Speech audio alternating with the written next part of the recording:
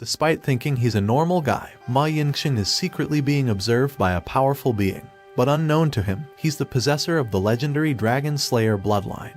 His life takes a complete twist after he randomly absorbs the power of a girl he saved, awakening his cultivator powers, forcing him into the cultivator world, where he must defend his own life and power from being taken. Yingxing is chilling on his bed on his first night shift as a security guard, until his boss orders him to check why there's a power failure that ruined his ranked game. He heads to the rooftop to check the electric circuits and sees a random girl floating in midair. The girl is going through what is called a heaven tribulation in the cultivator world, and gets distracted by his presence, resulting in her getting electrocuted by a bolt of lightning.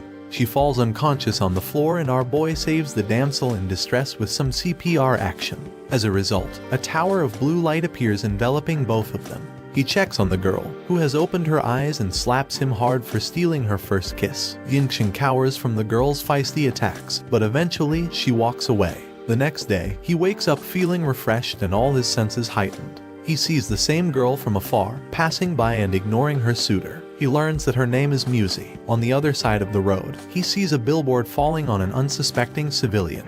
He is too far to reach the girl, and stretches his hand forward while running to save her. Suddenly, a blue light hand power comes out of his hand and pushes and crushes the billboard onto a building. He then passes out and later wakes up tied on a bed, with Musi trying to seduce him. The seduction doesn't work, and Musi reveals who she is. She tells him that she is a cultivator, and she intends to get back the spiritual power he stole from her through CPR. She offers two options. Option 1 is for him to get killed by her black sky sword. Option 2 is for him to cultivate with her and become immortal together. He naturally chooses the second option and she takes him to the rooftop. She then tells him to jump off the building, because he needs to face death to unlock his own cultivator powers. He does but regrets it right away because his powers never awaken throughout the fall. He sees Musi jumping after him and tells him that they should die together. When they are nearing the ground, wings sprout from his back and he flies both of them to the sky. He jokes that they don't need airplanes since they can fly. But this angers Musi. She brings him down to another rooftop and tells him to not expose his powers. Cultivators are humans that can harness immense powers from the spirit world. However, this power is limited. Therefore, when one exposes himself to the world, other cultivators go after him to eliminate him.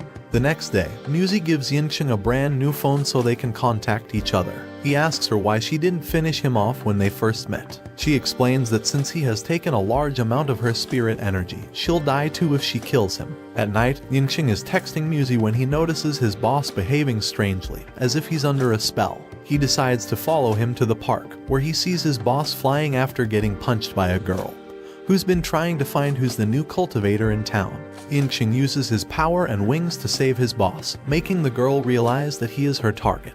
She uses a charm spell, forcing him to follow her to the rooftop of a building.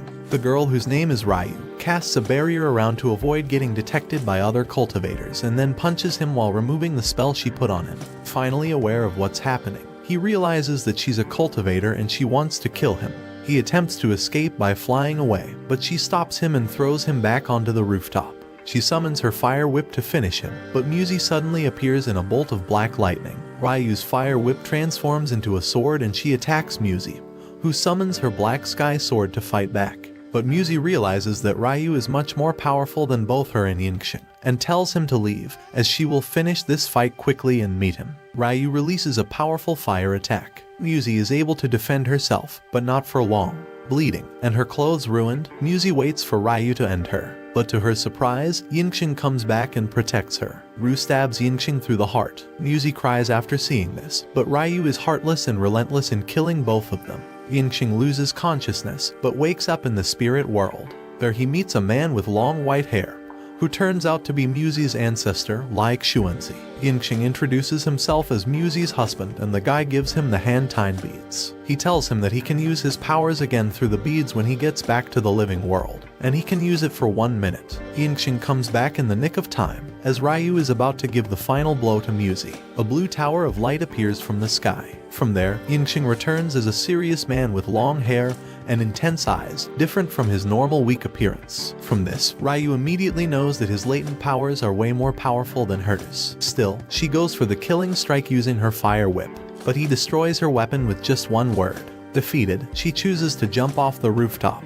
Yingxing, who has returned to his normal appearance, saves her. He tells her that running away after getting defeated is okay, but ending her life is not. Ashamed, Ryu cries that they don't know her pain, and then she runs away. Already healed, Musi tells Yingxing to let the other girl go. She asks him where and how he got his immense power. Yingxing makes all sorts of excuses, but she doesn't buy them. Instead, she invites him in a hotel to rest after the fight. There, she explains that her family has a special way to co-cultivate with a partner. She kisses him, and then both of them are transferred into each other's consciousness. Yingxing sees Musi's past, where all her clan members were killed by a man who is after the Black Sky Sword. Meanwhile, Musi is inside his consciousness, where she sees a ball of light that radiates a spiritual energy that is familiar to her, but definitely not the one that he took from her before. Ryu starts acting friendly towards Yingxing for the next couple of days after saving her, and decides to invite Yingxing to meet him at the park at night, where she decides to attack him, but in the end, she gives up.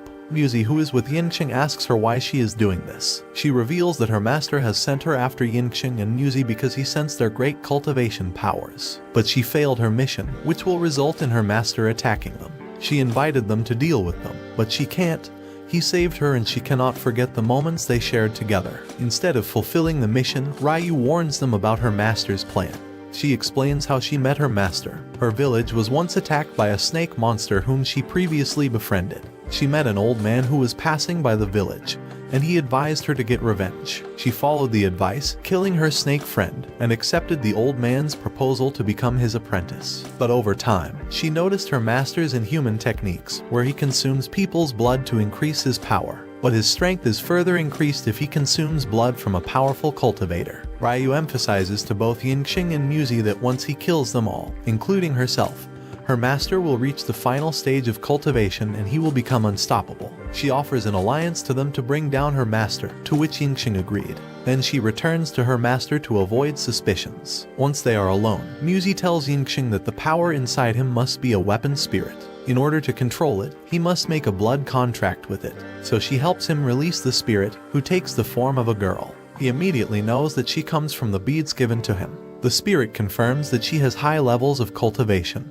But Yingxing is not yet at a level where he can freely wield the spirit's power. As he is now, he can only call her for a few minutes, but his potential is limitless. Yingxing names her Ling and she later tells him that he has immense powers inside but he doesn't know how to channel them out of his body. She decides to bring him to a dimension inside the Han-Tine beads. There, she helps him regulate his cultivation energy, although the process causes him great physical pain, but he endures for the sake of Musi's and Ryu's past sufferings. In the end, he manages to control his power and defeat some sentient trees who attacked him in the dimension. Both return to the normal world, and Yingxing receives a call from Musi asking him to meet at a shop.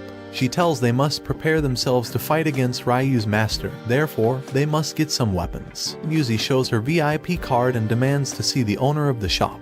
Then she gives Yingxing money to purchase whatever weapon he likes. He lets Ling choose which one to buy, but she chooses an ordinary box that contains a rusted dagger. The sales lady who sold them the item thought she is making a good sale, when in fact the dagger is the most valuable item in the shop.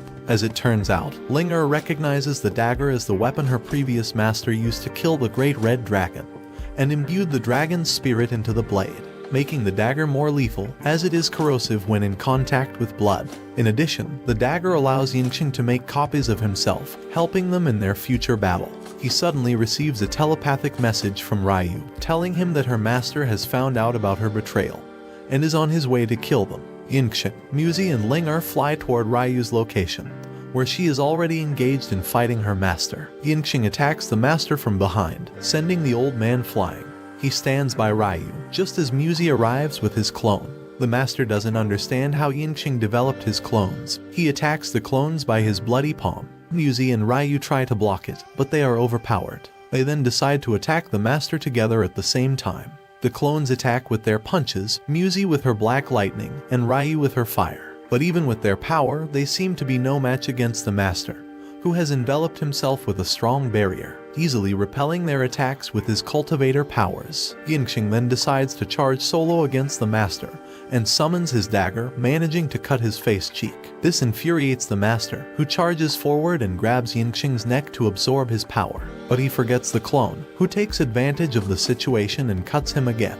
The dagger allows Yingxing to transfer his consciousness from one clone to another so he can keep attacking the enemy. The master is done with tricks, so he uses his fiend art to start sucking everyone's spiritual powers. Yingxing summons Linger, who creates a barrier to block the master's technique. Musi suggests they start the array, a technique where they'll capture the master in a seal and end him there. Ryu has told them before that this technique is her master's weakness and the only way to defeat him, so they lure him away and Ryu sets up the seal. This proves to be fatal, as the array is actually meant to strengthen him. The master anticipated Ryu to find ways to defeat him, so he tricked her by making a book of his so-called weaknesses and allowing her to find it in secret. He instantly repels them with his improved fiend art. Yingxing has to call Linger again to defend them while Musi and Ryu try to run away, but the master follows them and confesses that he orchestrated the attack on Ryu's village in order to make her his disciple, to absorb her power. This infuriates her and she attacks her master. Yingxing takes this opportunity to throw the dagger into the master, hiding it behind Ryu's attack.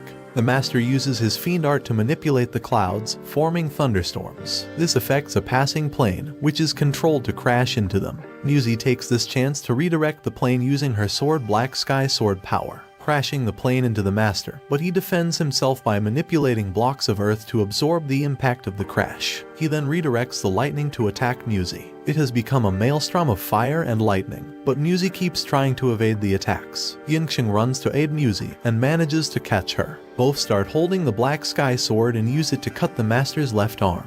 He retaliates by using his ultimate technique, blood consumption, and uses his gravity pull technique to capture Musi and break her neck, ending her life. Yingxing is devastated. He finally draws out the full power of the beads given to him, taking again the form of a man with angel wings, long hair, and intense eyes. He throws the dagger into the air in a spinning motion, cutting himself in the arms, allowing the blood to flow through the spinning dagger into the master's severed arm.